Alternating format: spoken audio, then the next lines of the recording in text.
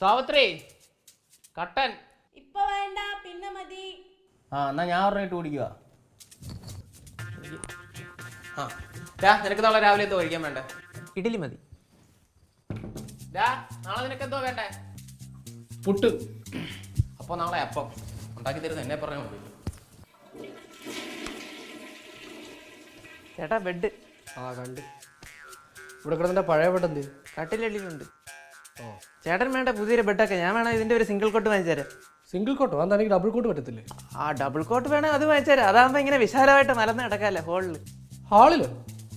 അല്ല ചേട്ടനും വേണ്ട ഒരു പ്രൈവസി ഒക്കെ.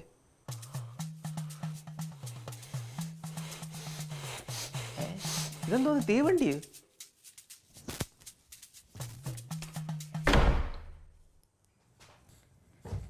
എന്റെ നെഞ്ചാകെ നീയല്ലേ